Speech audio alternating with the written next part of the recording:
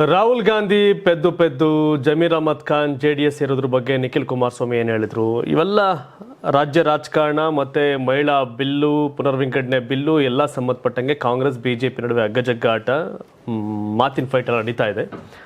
ಜೊತೆಗೆ ಇರಾನ್ ಆ ಯುದ್ಧದ ಲೆಕ್ಕಾಚಾರಗಳು ಮತ್ತಷ್ಟು ಕಗ್ಗಂಟಾಗ್ತಾ ಇದೆ. ಎಲ್ಲ ವಿಷಯಗಳನ್ನ ಇವತ್ತಿನ ಪ್ರೈಮ್ ಟೈಮ್ ನ್ಯೂಸಲ್ಲಿ ನೋಡೋಣ. ಎಲ್ರಿಗೂ ಸ್ವಾಗತ. ನಾನು ಶಿವಕುಮಾರ್. ಸಂಸತ್ನಲ್ಲಿ ಮಹಿಳಾ ಮೀಸಲಾತಿ ಮಸೂದೆಗೆ ಸಂಬಂಧಿಸಿದಂತೆ ಪ್ರಧಾನಿ ನರೇಂದ್ರ ಮೋದಿ ಅವರು ನೀಡಿದ ಭಾಷಣದ ವಿರುದ್ಧ ಕಾಂಗ್ರೆಸ್ ಅಧ್ಯಕ್ಷ ಮಲ್ಲಿಕಾರ್ಜುನ್ ಖರ್ಗೆ ತೀವ್ರ ಆಕ್ರೋಶ ವ್ಯಕ್ತಪಡಿಸಿದ್ದಾರೆ. ಪ್ರಧಾನಿಯವರ ಇಡೀ ಭಾಷಣ ಕೇವಲ ರಾಜಕೀಯ ಪ್ರೇರಿತವಾಗಿತ್ತೇ ಹೊರತು ಮಹಿಳೆಯರ ಸಬಲೀಕರಣದ ಬಗ್ಗೆ ಅವರಿಗೆ ನಿಜವಾದ ಕಾಳಜಿ ಇಲ್ಲ ಅಂತ ಖರ್ಗೆ ಟೀಕಿಸಿದ್ದಾರೆ. ಮಹಿಳಾ ಮೀಸಲಾತಿ ಮಸೂದೆಯ ವೈಫಲ್ಯದ ಬಗ್ಗೆ ಮಾತನಾಡಿದ ಖರ್ಗೆ, ಪ್ರಧಾನಿ ಮೋದಿ ಅವರು ತಮ್ಮ ಭಾಷಣದಲ್ಲಿ ಕಾಂಗ್ರೆಸ್ ಪಕ್ಷವನ್ನು ಬರೋಬ್ಬರಿ 59 ಬಾರಿ ಟೀಕಿಸಿದ್ದಾರೆ. ಆದರೆ ದೇಶದ ಮಹಿಳೆಯರ ಹಕ್ಕುಗಳು ಮತ್ತು ಅವರ ಪ್ರಗತಿಯ ಬಗ್ಗೆ ಕೇವಲ ಬೆರಳೆಣಿಕೆಯಷ್ಟು ಬಾರಿ ಮಾತ್ರ ಉಲ್ಲೇಖಿಸಿದ್ದಾರೆ ಅಂತ ಅಸಮಾಧಾನ ಹಾಕಿದ್ದಾರೆ. ಇದು ಬಿಜೆಪಿಯ ನಿಜವಾದ ಮುಖವನ್ನು ತೋರಿಸುತ್ತದೆ ಅಂತ ಅವರು ಹೇಳಿದ್ದಾರೆ. ಮಹಿಳೆಯರಿಗೆ ನೀಡಬೇಕಾದ ಹಕ್ಕುಗಳ ಬಗ್ಗೆ ಮಾತನಾಡುವ ಬದಲು ಪ್ರತಿಪಕ್ಷಗಳನ್ನ ಗುರಿಪಡಿಸುವುದರಲ್ಲೇ ಪ್ರಧಾನಿ ಹೆಚ್ಚಿನ ಸಮಯ ಕಳೆದಿದ್ದಾರೆ. ಮಹಿಳಾ ಮೀಸಲಾತಿ ವಿಷಯದಲ್ಲಿ ಕಾಂಗ್ರೆಸ್ ಪಕ್ಷವು ದಶಕಗಳಿಂದಲೂ ಪ್ರಾಮಾಣಿಕ ಪ್ರಯತ್ನ ಮಾಡುತ್ತಾ ಬಂದಿದೆ. ಆದರೆ ಬಿಜೆಪಿ ಸರ್ಕಾರವು ಕೇವಲ ಪ್ರಚಾರಕ್ಕಾಗಿ ಮತ್ತು ರಾಜಕೀಯ ಲಾಭಕ್ಕಾಗಿ ಈ ವಿಷಯವನ್ನ ಬಳಸಿಕೊಳ್ತಿದೆ ಅಂತ ಖರ್ಗೆ ಆರೋಪಿಸಿದ್ದಾರೆ. ಒಟ್ಟಾರೆಯಾಗಿ ಮಹಿಳಾ ಬಿಲ್ ವಿಚಾರದಲ್ಲಿ ಸರ್ಕಾರದ ನಡವಳಿಕೆಯು ಮಹಿಳೆಯರಿಗೆ ಮಾಡುವ ದ್ರೋಹವಾಗಿದ್ದು, ಪ್ರಧಾನಿಯವರ ಭಾಷಣವು ಕೇವಲ ಚುನಾವಣೆಗಳನ್ನು ದೃಷ್ಟಿಯಲ್ಲಿಟ್ಟುಕೊಂಡು ಮಾಡಿದಂತಿದೆ ಅಂತ ಮಲ್ಲಿಕಾರ್ಜುನ್ ಖರ್ಗೆ ಕಿಡಿಕಾರಿದ್ದಾರೆ. ಕೇಂದ್ರ ಸಚಿವ ಪ್ರಹ್ಲಾದ್ ಜೋಶಿ ಕಾಂಗ್ರೆಸ್ ಪಕ್ಷ ಹಾಗೂ ಪಕ್ಷದ ನಾಯಕ ರಾಹುಲ್ ಗಾಂಧಿ ವಿರುದ್ಧ ತೀವ್ರ ವಾಗ್ದಾಳಿ ನಡೆಸಿದ್ದಾರೆ. ಮಹಿಳಾ ಮೀಸಲಾತಿ ವಿಧೇಯಕದ ವಿಷಯದಲ್ಲಿ ಕಾಂಗ್ರೆಸ್ ಪಕ್ಷವು ದ್ವಂದ್ವ ನಿಲುವು ತಳೆದಿದ್ದು, ಈ ಹಿಂದೆ ಅದನ್ನು ವಿರೋಧಿಸಿ ಈಗ ಸದನದಲ್ಲಿ ಸಮರ್ಥನೆ ಮಾಡಿಕೊಳ್ಳಲು ಪರದಾಡ್ತಿದೆ ಅಂತ ಲೇವಡಿ ಮಾಡಿದರು. ಈ ಬಗ್ಗೆ ಮಾತನಾಡಿದ ಅವರು, ಕಾಂಗ್ರೆಸ್ನ ಅನೇಕ ಹಿರಿಯ ಸಂಸದರಿಗೆ ಮಹಿಳಾ ಮೀಸಲಾತಿಯನ್ನ ವಿರೋಧಿಸಬಾರದು ಎಂಬ ಅರಿವಿದ್ರು. ರಾಹುಲ್ ಗಾಂಧಿ ಅವರ ಅಪ್ರಬುದ್ಧ ನಾಯಕತ್ವದಿಂದಾಗಿ ಇಂತಹ ಪರಿಸ್ಥಿತಿ ನಿರ್ಮಾಣವಾಗಿದೆ ಅಂತ ಟೀಕಿಸಿದರು. ರಾಹುಲ್ ಗಾಂಧಿ ಅವರನ್ನ ಪಾರ್ಟ್ ಟೈಮ್ ರಾಜಕಾರಣಿ ಎಂದು ಕರೆದ ಜೋಶಿ, ಅವರಲ್ಲಿ ಯಾವುದೇ ವಿಷಯದ ಬಗ್ಗೆ ಗಂಭೀರತೆ ಇಲ್ಲ ಮತ್ತು ಅವರು ಬೇಜವಾಬ್ದಾರಿಯಿಂದ ವರ್ತಿಸಿದ್ದಾರೆ ಅಂತ ಕಾಂಗ್ರೆಸ್ ಪಕ್ಷವು ಯಾವಾಗಲೂ ಇತರ ಹಿಂದುಳಿದ ವರ್ಗಗಳ ಹಿತಾಸಕ್ತಿಗೆ ವಿರುದ್ಧವಾಗಿದೆ. ಜವಾಹರ್ಲಾಲ್ ನೆಹರು, ಇಂದಿರಾ ಗಾಂಧಿ ಮತ್ತು ರಾಜೀವ್ ಗಾಂಧಿ ಅವರ ಕಾಲದಲ್ಲಿ ಒಬಿಸಿ ಆಯೋಗಕ್ಕೆ ಸಾಂವಿಧಾನಿಕ ಸ್ಥಾನಮಾನ ನೀಡುವ ಬಗ್ಗೆ ಯಾವುದೇ ಆಸಕ್ತಿ ತೋರಿರಲಿಲ್ಲ. ವಿಶೇಷವಾಗಿ ಮಂಡಲ ಆಯೋಗದ ವರದಿ ಜಾರಿಗೆ ಬಂದ ಸಂದರ್ಭದಲ್ಲಿ ರಾಜೀವ್ ಗಾಂಧಿ ಅವರು ಒಬಿಸಿ ಮೀಸಲಾತಿಯನ್ನು ಕಟುವಾಗಿ ವಿರೋಧಿಸಿದರು ಅಂತ ಜೋಶಿ ಆರೋಪಿಸಿದರು. ವಿಶೇಷವಾಗಿ ಮಂಡಲ ಆಯೋಗದ ವರದಿ ಜಾರಿಗೆ ಬಂದ ಸಂದರ್ಭದಲ್ಲಿ ರಾಜೀವ್ ಗಾಂಧಿ ಅವರು ಒಬಿಸಿ ಮೀಸಲಾತಿಯನ್ನು ಕಟುವಾಗಿ ವಿರೋಧಿಸಿದರು ಅಂತ ಜೋಶಿ ಆರೋಪ ಮಾಡೋದ್ರ ಜೊತೆಗೆ 84ರಿಂದ 89ರವರೆಗೆ ಪ್ರಧಾನಿಯಾಗಿದ್ದ ಕಾಲದಲ್ಲಿ ರಾಜೀವ್ ಗಾಂಧಿ ಸಂಸತ್ತಲ್ಲಿ ಮಂಡಲ ಆಯೋಗದ ವಿರುದ್ಧವೇ ಸುದೀರ್ಘ ಭಾಷಣ ಮಾಡಿದ್ರು. ಈ ಇತಿಹಾಸದ ಅರಿವಿಲ್ಲದ ರಾಹುಲ್ ಗಾಂಧಿ ಇಂದು ಒಬಿಸಿ ಬಗ್ಗೆ ಜ್ಞಾನವಿಲ್ಲದೆ ಮಾತನಾಡ್ತಿದ್ದಾರೆ ಅಂತ ಪ್ರಹ್ಲಾದ್ ಜೋಶಿ ಹರಿಹಾಯ್ದರು. ಇನ್ನು ಕಾಂಗ್ರೆಸ್ ಕೇವಲ ಒಬಿಸಿ ಮಾತ್ರವಲ್ಲದೆ ಮಹಿಳಾ ವಿರೋಧಿ ಹೌದು ಅಂತ ಜೋಶಿ ಪ್ರತಿಪಾದಿಸಿದ್ದಾರೆ. 1996ರಲ್ಲಿ ಎಚ್ ಡಿ ದೇವೇಗೌಡರ ನೇತೃತ್ವದ ಸರ್ಕಾರ ಮೊದಲ ಬಾರಿಗೆ ಮಹಿಳಾ ಮೀಸಲಾತಿ ವಿಧೇಯಕವನ್ನು ತಂದಾಗ ಆ ಸರ್ಕಾರಕ್ಕೆ ಹೊರಗಿನಿಂದ ಬೆಂಬಲ ನೀಡಿದ ಕಾಂಗ್ರೆಸ್ ಸದನದಲ್ಲಿ ಮಾತ್ರ ವಿಧೇಯಕವನ್ನು ವಿರೋಧಿಸಿತ್ತು. ಅಂದು ಮಹಿಳಾ ಮೀಸಲಾತಿ ಜಾರಿಗೆ ಬರದೇ ಇರಲು ಕಾಂಗ್ರೆಸ್ ನೇರ ಕಾರಣವಾಗಿದ್ದು, ಅದು ಐತಿಹಾಸಿಕ ದಾಖಲೆ ಆಗಿದ್ರೆ ಅಂದು ಮೀಸಲಾತಿಯನ್ನು ಜಾರಿಗೆ ತರುವ ಎಲ್ಲ ಅಧಿಕಾರವಿದ್ರೂ ಕಾಂಗ್ರೆಸ್ ಆ ಕೆಲಸ ಮಾಡಲಿಲ್ಲ ಅಂತ ಟೀಕಿಸಿದ್ರು. ಕಾಂಗ್ರೆಸ್ಸು ಮಹಿಳೆಯರ ಪರವಾಗಿಲ್ಲ, ಬಿಜೆಪಿ ಬರೀ ಡ್ರಾಮಾ ಮಾಡ್ತಿದೆ ಅಂತ ಕಾಂಗ್ರೆಸ್ ಅವರಪ್ಪ. ಕಾಂಗ್ರೆಸ್ ನಿಜವಾಗಿ ಮಹಿಳೆಯರ ಶತ್ರು ಅನ್ನೋದು ಬಿಜೆಪಿಗರ ಆರೋಪ. ಬಟ್ ಜನ ತೀರ್ಮಾನ ಮಾಡಬೇಕು ಯಾರು ವಿರೋಧಿ. ಎಲ್ಲ ಅದು ವಿರೋಧಿಗಳೇಂತ ಅನ್ಸುತ್ತೆ. ಬಟ್ ಪುನರ್ವಿಂಗಡಣೆ ಆಗೋದ್ರಿಂದ ಅನುಕೂಲ ಇದೆ, ನಷ್ಟ ಏನಿಲ್ಲ. ಈಗಿರ್ತಕ್ಕಂಥ ಹಾಲಿ ಕ್ಷೇತ್ರಗಳು 50% ಏರಿಕೆ ಆಗುತ್ತೆ ಎಲ್ಲ ಕಡೆ. ಬಟ್ ವಾದಗಳು ಬೇರೆ ಥರ ಇದೆ, ನೋಡ್ಬೇಕಲ್ಲ. ಮಹಿಳಾ ಮೀಸಲಾತಿ ವಿಧೇಯಕದ ವಿಚಾರವಾಗಿ ಬಿಜೆಪಿ ವಿರುದ್ಧ ಡಿಸಿಎಂ ಡಿಕೆ ಶಿವಕುಮಾರ್ ತೀವ್ರ ವಾಗ್ದಾಳಿ ನಡೆಸಿದ್ದು, ಬಿಜೆಪಿಯವರೇ ನಿಜವಾದ ಮಹಿಳಾ ವಿರೋಧಿಗಳು. ಕಾಂಗ್ರೆಸ್ ಪಕ್ಷವು ಮೊದಲಿನಿಂದಲೂ ಮಹಿಳೆಯರ ಸಬಲೀಕರಣಕ್ಕೆ ಬದ್ಧವಾಗಿದೆ ಎಂದರು. ಈ ಬಗ್ಗೆ ಮಾತನಾಡಿದ ಅವರು, ಮಹಿಳಾ ಮೀಸಲಾತಿ ಬಿಲ್ ಸೋಲುತ್ತದೆ ಎಂಬುದು ಬಿಜೆಪಿಯವರಿಗೆ ಮೊದಲೇ ತಿಳಿದಿತ್ತು. ಆದರೂ ಕೇವಲ ರಾಜಕೀಯ ಲಾಭಕ್ಕಾಗಿ ವಿಧೇಯಕವನ್ನು ಮಂಡಿಸಿದ್ರು ಅಂತ ಡಿಸಿಎಂ ಟೀಕಿಸಿದರು. ಪ್ರಜಾಪ್ರಭುತ್ವ ವ್ಯವಸ್ಥೆಯಲ್ಲಿ ನಾವೆಲ್ಲರೂ ಜನರ ಪ್ರತಿನಿಧಿಗಳಲ್ಲವೇ? ನಾವು ಕೂಡ 240ಕ್ಕೂ ಹೆಚ್ಚು ಸ್ಥಾನಗಳನ್ನು ಗೆದ್ದು ಬಂದಿದ್ದೇವೆ. ಇಂತಹ ಪ್ರಮುಖ ವಿಧೇಯಕವನ್ನು ತರುವ ಮುನ್ನ ನಮ್ಮ ಜೊತೆ ಚರ್ಚೆ ಮಾಡಬೇಕಾಗಿತ್ತು. ಏನು ಮಾಡ್ತಿದ್ದೇವೆ ಮತ್ತು ಅದರ ಉದ್ದೇಶವೇನು ಎಂಬುದನ್ನು ವಿವರಿಸಬೇಕಿತ್ತು. ಆದರೆ ಬಿಜೆಪಿ ಯಾವುದನ್ನೂ ಮಾಡದೆ ಏಕಪಕ್ಷೀಯವಾಗಿ ನಿರ್ಧಾರ ಕೈಗೊಂಡಿದೆ ಅಂತ ಅಸಮಾಧಾನ ವ್ಯಕ್ತಪಡಿಸಿದರು. ಕಾಂಗ್ರೆಸ್ ಇತಿಹಾಸವೇ ಮಹಿಳೆಯರ ಪರ. ಮಹಿಳಾ ಮೀಸಲಾತಿ ಎಂಬುದು ಯಾವುದೇ ಒಂದು ಪಕ್ಷದ ಆಸ್ತಿಯಲ್ಲ, ಅದು ಇಡೀ ದೇಶದ ಆಸ್ತಿ ಅಂತ ಡಿಕೆ ಶಿವಕುಮಾರ್ ಹೇಳಿದರು. ಸೋನಿಯಾ ಗಾಂಧಿ ಅವರು ಈ ಹಿಂದೆ ರಾಜ್ಯಸಭೆಯಲ್ಲಿ ಈ ಬಿಲ್ ಪಾಸ್ ಮಾಡಿಸಿದ್ರು ಹಾಗೂ ರಾಜೀವ್ ಗಾಂಧಿ ಅವರು ಸ್ಥಳೀಯ ಸಂಸ್ಥೆಗಳಲ್ಲಿ 50% ಮೀಸಲಾತಿ ನೀಡುವ ಮೂಲಕ ಕ್ರಾಂತಿ ಮಾಡಿದರು. ಕಾಂಗ್ರೆಸ್ ಮತ್ತು ಇಂಡಿಯಾ ಒಕ್ಕೂಟದ ಪಕ್ಷಗಳು ಯಾವಾಗಲೂ ಮಹಿಳೆಯರ ಪರವಾಗಿ ನಿಂತಿವೆ ಅಂತ ಹೇಳಿದರು. ಬಿಜೆಪಿಯ ಈ ಬಿಲ್ ಹಿಂದೆ ದಕ್ಷಿಣ ಭಾರತದ ರಾಜ್ಯಗಳಿಗೆ ಅನ್ಯಾಯ ಮಾಡುವ ಹುನ್ನಾರ ಅಡಗಿದೆ. ನಮ್ಮನ್ನ ವಿಶ್ವಾಸಕ್ಕೆ ತೆಗೆದುಕೊಳ್ಳದೆ ಉತ್ತರ ಭಾರತದಲ್ಲಿ ಲೋಕಸಭಾ ಕ್ಷೇತ್ರಗಳ ಸಂಖ್ಯೆಯನ್ನು ಹೆಚ್ಚಿಸಿ ದಕ್ಷಿಣ ಭಾರತದಲ್ಲಿ ಕ್ಷೇತ್ರಗಳನ್ನು ಕಡಿಮೆ ಮಾಡಲು ಹೊರಟಿದ್ರು. ಇದನ್ನು ಯಾರೂ ಸಹಿಸಲು ಸಾಧ್ಯವಿಲ್ಲ. ಇದರ ವಿರುದ್ಧ ರಾಹುಲ್ ಗಾಂಧಿ, ಮಲ್ಲಿಕಾರ್ಜುನ್ ಖರ್ಗೆ ಹಾಗೂ ದಕ್ಷಿಣ ಭಾರತದ ಸಂಸದರು ನಡೆಸಿದ ಪ್ರತಿಭಟನೆಗೆ ಈಗ ದೊಡ್ಡ ಜಯ ಸಿಕ್ಕಿದೆ. ಇದು ನಮಗೆ ಆದ ಅವಮಾನವಲ್ಲ, ಬದಲಾಗಿ ಮಹಿಳೆಯರ ಹೆಸರಿನಲ್ಲಿ ರಾಜಕೀಯ ಮಾಡಲು ಹೊರಟವರಿಗೆ ಸಿಕ್ಕ ಮುಖಭಂಗ ಅಂತ ಡಿ.ಕೆ. ಶಿವಕುಮಾರ್ ಆಕ್ರೋಶವನ್ನು ಹೊರಹಾಕಿದರು. ಜಾತ್ಯತೀತ ಜನತಾದಳ ಅನ್ನುವುದು ಅದರ ಘೋಷವಾಕ್ಯದಲ್ಲೇ ಇದೆ. ನಮ್ಮ ಸಿದ್ಧಾಂತದಲ್ಲಿ ಯಾವುದೇ ಬದಲಾವಣೆ ಇಲ್ಲ. ನಾವು ಯಾವತ್ತಿದ್ರೂ ಜಾತ್ಯತೀತವಾಗಿ ಉಳಿಯುತ್ತೇವೆ ಅಂತ ನಿಖಿಲ್ ಕುಮಾರಸ್ವಾಮಿ ಹೇಳಿದರು. ಈ ಬಗ್ಗೆ ಚಿಕ್ಕಮಗಳೂರಲ್ಲಿ ಮಾತನಾಡಿದ ಅವರು, ಬಿಜೆಪಿ ಜೆಡಿಎಸ್ ಜೊತೆ ಮೈತ್ರಿ ಆಗಿರೋದಕ್ಕೆ ಕಾರ್ಯಕರ್ತರು ಗೊಂದಲದಿದ್ದಾರೆ ಎಂಬ ಪ್ರಶ್ನೆಗೆ ಉತ್ತರಿಸಿ ಅವರು, ನಾವು ಎನ್ಡಿಎ ಜೊತೆ ಮಿತ್ರ ಪಕ್ಷವಾಗಿ ಕೈ ಜೋಡಿಸಿದ್ದೇವೆ. ಆದರೆ ನಮ್ಮ ಸಿದ್ಧಾಂತವನ್ನು ಯಾರ ಜೊತೆಗೂ ಮರ್ಜು ಮಾಡಿಲ್ಲ. ನಮ್ಮದು ಬೇರೆ ರಾಜಕೀಯ ಪಕ್ಷವಾಗಿದೆ ಅಂತ ಹೇಳಿದರು. ಜೆಡಿಎಸ್ ಸರ್ವ ಜನಾಂಗದ ಶಾಂತಿಯ ತೋಟದ ಬಗ್ಗೆ ಪರಿಕಲ್ಪನೆ ಇಟ್ಟಿರೋದನ್ನ ನೋಡಿದ್ದೀರಾ. ಯಾವುದೇ ಧರ್ಮ, ಜಾತಿ, ಸಮುದಾಯದ ಆಧಾರದ ಮೇಲೆ ರಾಜಕಾರಣ ಮಾಡ್ಕೊಂಡು ಬಂದಿಲ್ಲ. ಎಲ್ಲರನ್ನ ಸಮಾನವಾಗಿ ನೋಡುವ ಕೆಲಸವನ್ನ ಪಕ್ಷ ಮಾಡಿದೆ. ಇದನ್ನು ಮುಂದುವರಿಸ್ತೇವೆ ಅಂತ ನಿಖಿಲ್ ಕುಮಾರಸ್ವಾಮಿ ಅವರು ಹೇಳಿದರು.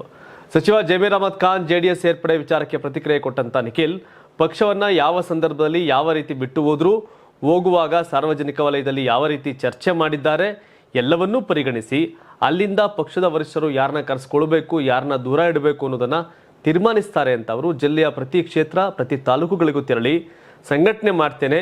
ಚಿಕ್ಕಮಗಳೂರು ಜಿಲ್ಲೆಯ ಪ್ರತಿ ಕ್ಷೇತ್ರ, ಪ್ರತಿ ತಾಲೂಕುಗಳಿಗೂ ತೆರಳಿ ಸಂಘಟನೆ ಮಾಡೋದ್ರ ಜೊತೆಗೆ ಕಡೂರು ಕ್ಷೇತ್ರದಲ್ಲಿ ನಿರಂತರವಾಗಿ ಜೆಡಿಎಸ್ ಗೆಲುವಾಗಿದೆ. ನಮ್ಮ ಪಕ್ಷಕ್ಕೆ ಜಿಲ್ಲೆಯಲ್ಲಿ ಒಂದು ಬಲವಿದೆ. ಪಕ್ಷಕ್ಕೆ ಹೊಸ ವೇಗ ನೀಡಬೇಕು ಅಂತ ಹೋರಾಟ ಮಾಡ್ತಿದ್ದೇನೆ ಅಂತ ನಿಖಿಲ್ ಕುಮಾರಸ್ವಾಮಿ ತಿಳಿಸಿದರು. ಇಂದಿನ ಸಾಮಾಜಿಕ ಮಾಧ್ಯಮ ಯುಗದಲ್ಲಿ ವಾಟ್ಸ್ಆಪ್ ಗುಂಪುಗಳು ರಾಜಕೀಯದಲ್ಲೂ ದೊಡ್ಡ ಪಾತ್ರ ವಹಿಸ್ತವೆ. ಇತ್ತೀಚೆಗೆ ಲೋಕಸಭೆಯಲ್ಲಿ ಮಹಿಳಾ ಮೀಸಲಾತಿ ತಿದ್ದುಪಡಿ ಮಸೂದೆ ಸೋಲುವ ಹಿಂದೆ ವಾಟ್ಸ್ಆಪ್ ಗುಂಪುಗಳ ಪಾತ್ರವು ಪ್ರಮುಖವಾಗಿತ್ತು ಎಂಬ ಮಾಹಿತಿ ಹೊರಬಿದ್ದಿದೆ. ಮಸೂದೆ ಯಾವಾಗ ಮತಕ್ಕೆ ಬರಲಿದೆ ಎಂಬ ಗೊಂದಲದ ನಡುವೆ ಕಳೆದ 4 ದಿನಗಳಿಂದ ವಿರೋಧ ಪಕ್ಷಗಳ ನಾಯಕರು ವಾಟ್ಸ್ಆಪ್ ಗುಂಪುಗಳ ಮೂಲಕ ಸಂಸದರ ಹಾಜರಾತಿ, ಕಾರ್ಯತಂತ್ರ ಮತ್ತು ಕ್ಷೇತ್ರ ಪುನರ್ವಿಂಗಡಣೆ ಕುರಿತು ಚರ್ಚೆ ನಡೆಸುತ್ತಿದ್ದರು ಎಂದು ವರದಿಗಳು ತಿಳಿಸಿವೆ. ಏಪ್ರಿಲ್ 17ರಂದು ಮಸೂದೆ ಮತಕ್ಕೆ ಬಂದಾಗ ವಿಪಕ್ಷಗಳು ಒಗ್ಗಟ್ಟು ಪ್ರದರ್ಶಿಸಿ ಸರ್ಕಾರಕ್ಕೆ ಹಿನ್ನಡೆ ಉಂಟು ಮಾಡಿದ್ವು. ಮಸೂದೆ ಪರವಾಗಿ 298 ಮತಗಳು ಮತ್ತು ವಿರುದ್ಧವಾಗಿ 230ಕ್ಕೂ ಹೆಚ್ಚು ಮತಗಳು ಬಿದ್ದಿದ್ದರಿಂದ ಅಗತ್ಯವಿದ್ದ 3/2 ಬಹುಮತ ಸಿಗದೆ ಮಸೂದೆ ಸೋಲ್ಕಂಡಿತು. ತೃಣಮೂಲ ಕಾಂಗ್ರೆಸ್ ಪಕ್ಷದ 7 ಸಂಸದರು ಮತ್ತು ಇಂಡಿಯನ್ ನ್ಯಾಷನಲ್ ಕಾಂಗ್ರೆಸ್ ಪಕ್ಷದ 2 ಸಂಸದರನ್ನ ಹೊರತುಪಡಿಸಿ ವಿರೋಧ ಪಕ್ಷಗಳ ಬಹುತೇಕ ಎಲ್ಲಾ ಸಂಸದರು ಮತದಾನದಲ್ಲಿ ಭಾಗವಹಿಸಿದರು. ತೃಣಮೂಲ ಕಾಂಗ್ರೆಸ್ ಪಕ್ಷ ಕಾಂಗ್ರೆಸ್ ಜೊತೆಗೆ ಸೇರಿ ಪಿತೂರಿ ಮಾಡಿದೆ. ಈ ಮೂಲಕ ಬಂಗಾಳದ ಮಹಿಳೆಯರಿಗೆ ದ್ರೋಹ ಬಗೆದಿದೆ ಅಂತ ಪ್ರಧಾನಿ ನರೇಂದ್ರ ಮೋದಿ ಅವರು ಟಿಎಂಸಿ ವಿರುದ್ಧ ತೀವ್ರ ವಾಗ್ದಾಳಿ ನಡೆಸಿದರು. ಬಂಕುರಾದಲ್ಲಿ ನಡೆದ ಚುನಾವಣಾ ರ್ಯಾಲಿಯನ್ನು ಉದ್ದೇಶಿಸಿ ಮಾತನಾಡಿದ ಅವರು, ನೀವು ಸಂಸತ್ತಿನಲ್ಲಿ ನೋಡಿದಿರಿ, ಟಿಎಂಸಿ ಮತ್ತೊಮ್ಮೆ ಬಂಗಾಳದ ಮಹಿಳೆಯರಿಗೆ ದ್ರೋಹ ಬಗೆದಿದೆ. ನುಸುಳುಕೋರರ ಲಾಭಕ್ಕಾಗಿ ಕಾನೂನು ಮತ್ತು ನಿಯಮಗಳನ್ನು ಪದೇ ಪದೇ ಮುರಿತಾ ಇದೆ. ಅದೇ ಟಿಎಂಸಿ. ಇದು ಧರ್ಮ ಆಧಾರಿತ ಮೀಸಲಾತಿಯನ್ನು ಸಕ್ರಿಯವಾಗಿ ಉತ್ತೇಜಿಸುತ್ತಿರುವ ಪಕ್ಷವು ಅದೇ ಆಗಿದೆ. ಹಾಗೆ ಮಾಡೋದ್ರಿಂದ ಸಂವಿಧಾನದ ಚೈತನ್ಯ ದುರ್ಬಲಗೊಳ್ಳುತ್ತದೆ ಅಂತ ಎಚ್ಚರಿಸಿದರು. ಲೋಕಸಭೆಯಲ್ಲಿ ಮಹಿಳೆಯರಿಗೆ 33% ಮೀಸಲಾತಿ ನಿರಾಕರಿಸಿರುವ ಟಿಎಂಸಿ ಕಾಂಗ್ರೆಸ್ ಜೊತೆಗೆ ಪಿತೂರಿ ನಡೆಸ್ತಾ ಇದೆ. ಮುಂಬರುವ ದಿನಗಳಲ್ಲಿ ಈ ಪಕ್ಷವನ್ನು ಕಠಿಣವಾಗಿ ಶಿಕ್ಷಿಸಬೇಕು ಅಂತ ಟಿಎಂಸಿ ವಿರುದ್ಧ ಪ್ರಧಾನಿ ಮೋದಿ ವಾಗ್ದಾಳಿಯನ್ನ ನಡೆಸಿದರು. ಭಾರತ ಸರ್ಕಾರವು ಹಿರಿಯ ಬಿಜೆಪಿ ನಾಯಕ ಮತ್ತು ಮಾಜಿ ಕೇಂದ್ರ ಸಚಿವ ದಿನೇಶ್ ತ್ರಿವೇದಿ ಅವರನ್ನ ಬಾಂಗ್ಲಾದೇಶಕ್ಕೆ ಹೊಸ ಹೈಕಮಿಷನರ್ ಆಗಿ ನೇಮಿಸಬಹುದು. ಪ್ರಸ್ತುತ ಹೈಕಮಿಷನರ್ ಪ್ರಣಯ್ ವರ್ಮಾ ಅವರನ್ನ ಬ್ರಸೆಲ್ಸ್ಗೆ ವರ್ಗಾಯಿಸಬಹುದು ಮತ್ತು ತ್ರಿವೇದಿ ಅವರನ್ನ ಢಾಕಾದಲ್ಲಿ ನೇಮಿಸಲಾಗುವುದು ಎಂದು ಮೂಲಗಳು ತಿಳಿಸಿವೆ. ಭಾರತ ಬಾಂಗ್ಲಾದೇಶ ಸಂಬಂಧಗಳಿಗೆ ಸಂಬಂಧಿಸಿದ ಹಲವಾರು ಪ್ರಮುಖ ವಿಷಯಗಳ ಕುರಿತು ಚರ್ಚೆಗಳು ನಡೆಯುತ್ತಿರುವ ಸಮಯದಲ್ಲಿ ಮತ್ತು ಎರಡೂ ದೇಶಗಳು ಸಮತೋಲನವನ್ನು ಕಾಯ್ದುಕೊಳ್ಳಲು ಶ್ರಮಿಸುತ್ತಿರುವ ಸಮಯದಲ್ಲಿ ಈ ನೇಮಕಾತಿ ಬಂದಿದೆ. ದಿ ಟ್ರಿಬ್ಯುನಲ್ನ ವರದಿಯ ಪ್ರಕಾರ ಪಶ್ಚಿಮ ಬಂಗಾಳ ವಿಧಾನಸಭೆ ಚುನಾವಣೆಗೂ ಮುನ್ನ ಈ ನೇಮಕಾತಿಯನ್ನು ಘೋಷಿಸುವ ನಿರೀಕ್ಷೆ ಇದೆ. ದಿನೇಶ್ ತ್ರಿವೇದಿ ಪಶ್ಚಿಮ ಬಂಗಾಳದೊಂದಿಗೆ ಆಳವಾದ ರಾಜಕೀಯ ಸಂಬಂಧಗಳನ್ನು ಹೊಂದಿದ್ದಾರೆ. ಇದು ರಾಜತಾಂತ್ರಿಕ ಮತ್ತು ರಾಜಕೀಯ ದೃಷ್ಟಿಕೋನದಿಂದ ಈ ನಿರ್ಧಾರವನ್ನು ಮಹತ್ವದಾಗಿಸುತ್ತದೆ. ಮೆಟ್ರೋ ನಗರ ಹೈದರಾಬಾದ್ ನಿವಾಸಿಗಳಿಗೆ ಇಲ್ಲಿದೆ ಗುಡ್ ನ್ಯೂಸ್. ಪ್ರತಿದಿನ ಆಫೀಸ್, ಕಾಲೇಜು, ಮಾರ್ಕೆಟ್ಗೆ ಪ್ರಯಾಣ ಮಾಡೋಕೆ ನಾವು ನೂರಾರು ರೂಪಾಯಿಗಳನ್ನು ಖರ್ಚು ಮಾಡ್ತೇವೆ. ಇದು ಮಿಡಲ್ ಕ್ಲಾಸ್ ಜನರ ಮೇಲೆ ಭಾರಿ ಪರಿಣಾಮವನ್ನು ಉಂಟು ಮಾಡುತ್ತದೆ. ಇಂತಹ ಸಂದರ್ಭದಲ್ಲಿಯೇ ತೆಲಂಗಾಣ ಸರ್ಕಾರ ಹೈದರಾಬಾದ್ ನಿವಾಸಿಗಳಿಗೆ ಮತ್ತೊಂದು ಗ್ಯಾರಂಟಿ ನೀಡೋಕ್ಕೂ ಮುಂದಾಗಿದೆ.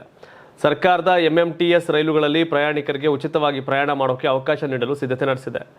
ತೆಲಂಗಾಣ ಸಂಸ್ಥಾಪನಾ ದಿನ ಉಡುಗೊರೆಯಾಗಿ ಜೂನ್ 2ರಿಂದ 1 ವರ್ಷದ ಕಾಲ ಪ್ರಯೋಗಾತ್ಮಕವಾಗಿ ಈ ಯೋಜನೆಯನ್ನು ಜಾರಿ ಮಾಡೋಕೆ ಆಡಳಿತಾರೂಢ ಕಾಂಗ್ರೆಸ್ ಸರ್ಕಾರ ಚಿಂತನೆ ನಡೆಸಿದೆ. ಈ 1 ವರ್ಷದಲ್ಲಿ ಬರುವ ಪ್ರತಿಕ್ರಿಯೆಗಳನ್ನು ಪರಿಶೀಲನೆ ನಡೆಸಿದ ಬಳಿಕ ಮುಂದಿನ ನಿರ್ಧಾರವನ್ನು ಕೈಗೊಳ್ಳಲಿದೆ. ಈಗಾಗಲೇ ಈ ಕುರಿತು ದಕ್ಷಿಣ ಮಧ್ಯ ರೈಲ್ವೆಗೆ ಸರ್ಕಾರ ಪ್ರಸ್ತಾವನೆ ಮಾಡಿ ಪತ್ರವನ್ನು ಬರೆದಿದೆ. ಯೋಜನೆಗೆ CM Revanth Reddy green signal ನೀಡಿದ್ದು ಮಾರ್ಚ್ 26ರಂದು MMTS ರೈಲು ಬಗ್ಗೆ ಸಮೀಕ್ಷೆ ನಡೆಸಿ ಕ್ರಮ ಕೈಗೊಂಡಿದ್ದಾರಂತೆ. ಅವ್ರು ಈಗಾಗಲೇ ಅಕೌಂಟ್ಗೇನೋ ಹಾಕ್ತೀವಿ ಅಂದ್ರೆ ಅವೆಲ್ಲ ಹಾಕಿಲ್ಲ. ಬಟ್ ಇದ್ಯಾಕೆ ಹೊಸ ಗ್ಯಾರಂಟಿ ಕೊಡ್ತಾರೋ ಗೊತ್ತಿಲ್ಲ. ಕರ್ನಾಟಕನೇ ಕರೆಕ್ಟಾಗಿ ಗ್ಯಾರಂಟಿ ಇಂಪ್ಲಿಮೆಂಟ್ ಮಾಡಿರೋದು. ಪಾಕಿಸ್ತಾನ ಸೇನಾ ಮುಖ್ಯಸ್ಥ ಅಸೀಂ ಮುನೀರ್ ಅವರನ್ನ ಅಮೆರಿಕದ ಗುಪ್ತಚರ ಸಂಸ್ಥೆ ಮತ್ತು ಮಾಧ್ಯಮಗಳು ಅಮೆರಿಕ ಆಡಳಿತಕ್ಕೆ ಒಂದು ರೆಡ್ ಫ್ಲಾಗ್ ಎಂದು ಬಣ್ಣಿಸಿವೆ. ಮುನೀರ್ ಅವರು ಇರಾನ್ನ ಇಸ್ಲಾಮಿಕ್ ರೆವಲ್ಯೂಷನರಿ ಗಾರ್ಡ್ ಕಾರ್ಪ್ಸ್ ನಾಯಕತ್ವದೊಂದಿಗೆ ವೈಯಕ್ತಿಕ ಮತ್ತು ಹಳೆಯ ಸ್ನೇಹ ಹೊಂದಿದ್ದಾರೆ ಎನ್ನುವುದು ಅಮೆರಿಕದ ಆತಂಕಕ್ಕೆ ಮುಖ್ಯ ಕಾರಣ. ಬಹಳ ಮುಖ್ಯವಾಗಿ ಹತ್ಯೆಯಾದ ಇರಾನ್ ಕಮಾಂಡರ್ ಕಾಸಿಂ ಸುಲೈಮಾನಿ ಮತ್ತು ಪ್ರಸ್ತುತ ಕಮಾಂಡರ್ ಹುಸೈನ್ ಸಲಾಮಿ ಅವರೊಂದಿಗೆ ಮುನೀರ್ಗೆ ನಿಕಟ ಸಂಬಂಧವಿದೆ ಎಂದು ವರದಿಯಾಗಿದೆ. ಮುನೀರ್ ಅವರು ಇರಾನ್ ನಾಯಕರ ಭೇಟಿಯ ಸಮಯದಲ್ಲಿ ಸೇನಾ ಸಮವಸ್ತ್ರ ಧರಿಸುವುದು ಮತ್ತು ಅಮೆರಿಕದ ಜೊತೆಗಿನ ಮಾತುಕತೆಗಳಲ್ಲಿ ಸೂಟ್ ಧರಿಸುವುದು ಅವರ ದ್ವಂದ್ವ ಮುಖವನ್ನು ತೋರಿಸುತ್ತದೆ ಅಂತ ವಿಶ್ಲೇಷಿಸಲಾಗಿದೆ.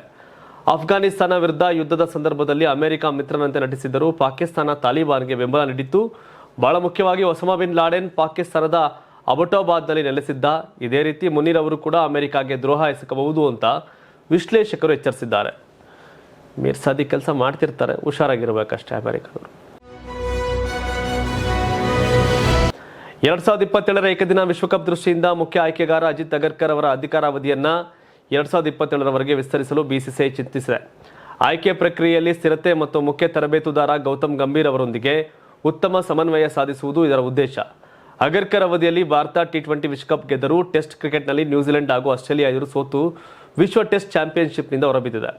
ಆದಾಗ್ಯೂ ರೋಹಿತ್ ಕೊಹ್ಲಿ ನಿವೃತ್ತಿಯ ನಂತರದ ಪರಿವರ್ತನೆಯ ಹಂತವನ್ನು ಅವರು ಸಮರ್ಥವಾಗಿ ನಿಭಾಯಿಸಿದ್ದಾರೆ. ಈ ವಿಸ್ತರಣೆಯ ಬಗ್ಗೆ IPL ವೇಳೆ ಅಂತಿಮ ಮಾತುಕತೆ ನಡೆಯಲಿದೆ. ದಕ್ಷಿಣ ಆಫ್ರಿಕಾದಲ್ಲಿ ನಡೆಯಲಿರುವ 2027ರ ICC ಏಕದಿನ ವಿಶ್ವಕಪ್ ಅನ್ನು ದೃಷ್ಟಿಯಲ್ಲಿಟ್ಟುಕೊಂಡು ಭಾರತೀಯ ಕ್ರಿಕೆಟ್ ನಿಯಂತ್ರಣ ಮಂಡಳಿಯು ಮುಖ್ಯ ಆಯ್ಕೆಗಾರ ಅಜಿತ್ ಅಗರ್ಕರ್ ಅವರ ಅಧಿಕಾರಾವಧಿಯ ಬಗ್ಗೆ ದೊಡ್ಡ ನಿರ್ಧಾರವನ್ನು ತೆಗೆದುಕೊಳ್ಳಲು ಸಿದ್ಧತೆ ನಡೆಸುತ್ತಿದೆ ಅಂತ ವರದಿಯಾಗಿದೆ. ಆಯ್ಕೆ ಸಮಿತಿಯಲ್ಲಿ ಸ್ಥಿರತೆಯನ್ನು ಕಾಯ್ದುಕೊಳ್ಳುವ ಸಲುವಾಗಿ ಮಂಡಳಿಯು 2026ರ ಜೂನ್ ವರೆಗಿದ್ದ ಅಜಿತ್ ಅಗರ್ಕರ್ ಅವರ ಅಧಿಕಾರಾವಧಿಯನ್ನು 27ರ ಏಕದಿನ ವಿಶ್ವಕಪ್ ಮುಗಿಯುವವರೆಗೂ ವಿಸ್ತರಿಸಲು ಗಂಭೀರವಾಗಿ ಪರಿಗಣಿಸುತ್ತದೆ.